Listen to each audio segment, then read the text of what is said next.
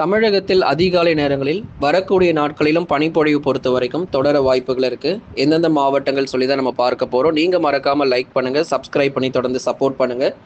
தொடர் மழை பொழிவு இனி வரும் நாட்கள்ல இருக்குமான்னு பலரும் கேட்டிருந்தீங்க. ஏன்னா அதற்கான வாய்ப்புகள் மிக குறைவு. இனி அடுத்தடுத்த நாட்கள்ல கனமழையினுடைய தீவிரம் மிக அதிகமாக தமிழகத்தில் பதிவாக வாய்ப்பில்லை. லேசான மழையோ அல்லது சாரல் மழையோ கடலோரத்துல ஆங்காங்கே பதிவாகுமே தவிர மற்றபடி பெரும்பாலான பகுதியில் 99% வரைக்கும் தமிழ்நாட்டில் மழை பொழிய வாய்ப்புகள் மிக குறைவாக இருக்கிறது. வரக்கூடிய பிப்ரவரி மாதம் 20ஆம் தேதி அல்லது 23ஆம் தேதி வரைக்கும் இந்த பனிப்பொழிவு உள் மாவட்டங்களில் தொடர்ந்து நீடிப்பதற்கான வாய்ப்பு இருக்குது. ஏன்னா அவ்வளவு சீக்கிரம் நமக்கு பனிப்பொழிவு விடுவதற்கான வாய்ப்பு இல்லை.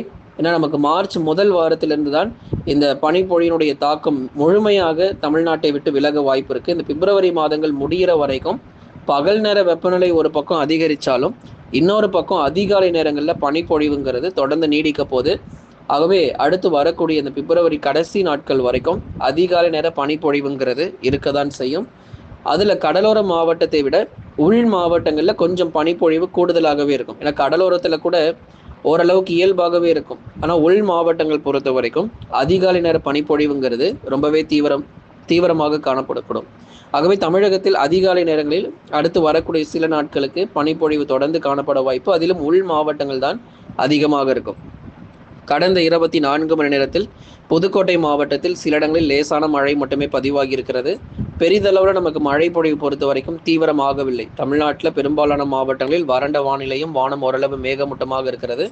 லேசான மழை மட்டுமே புதுக்கோட்டையில் மட்டும் பதிவாகி இருக்கிறது. மற்றபடி மற்ற மாவட்டங்களில் வானம் ஓரளவு மேகமூட்டமாகவே காணப்பட்டிருக்கிறது.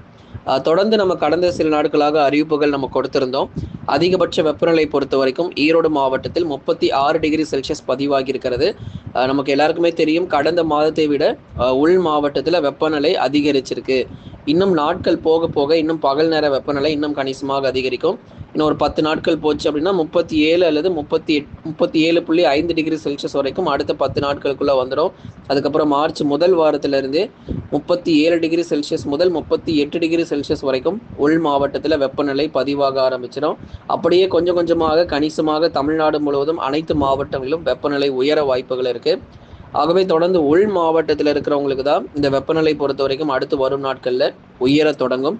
கடலோர மாவட்டத்தில் மார்ச் மாதம் முதல் நீங்கள் வெப்பநிலை உயர்வை நீங்கள் பார்க்க முடியும்.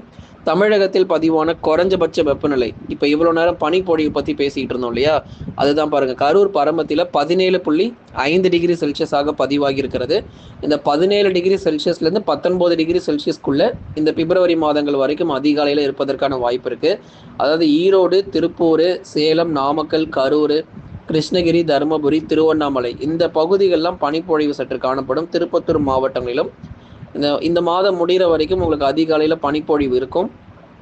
அதுக்கப்புறம் உங்களுக்கு பகல் நேர வெப்பநிலை ஒரு பூர்வம் இருந்தாலும் அதிகாலை நேர பனிப்பொழிவும் தொடர்ந்து நீடிப்பதற்கான வாய்ப்பு இருக்குது. தென் மாவட்டங்கள் முழுவதுமாக மதுரையிலிருந்து கன்னியாகுமரி வரைக்கும் இருக்கக்கூடிய அனைத்து மாவட்டங்களிலும் வானம் ஓரளவு மேகமூட்டம். ஒரு சில இடங்களில் நமக்கு மழை பகுதியாக பதிவாகும். அப்படின்னா அந்த கடலோரத்தில் மட்டும் வரக்கூடிய நாட்கள் லேசான மழைக்கு வாய்ப்பு இருக்குது. அதே மாதிரி மேற்கு தொடர்ச்சியில் பிப்ரவரி 5ஆம் தேதி என்று பரவலாக நமக்கு தமிழ்நாட்டில் சில மாவட்டங்கள் எதிர்பார்க்க முடியும்.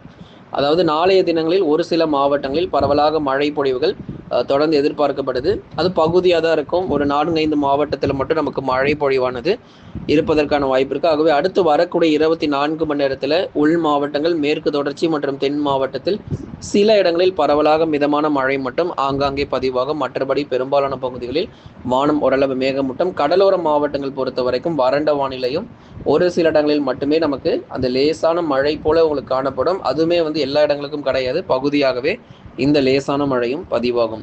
நண்பர்களே, நீங்கள் மறக்காமல் லைக் பண்ணுங்கள், சப்ஸ்கிரைப் பண்ணி தொடர்ந்து சப்போர்ட் பண்ணுங்கள். இனி வரக்கூடிய நாட்களில் கனமழை அதிகரித்தால் உறுதியாக அறிவிக்கப்படும்.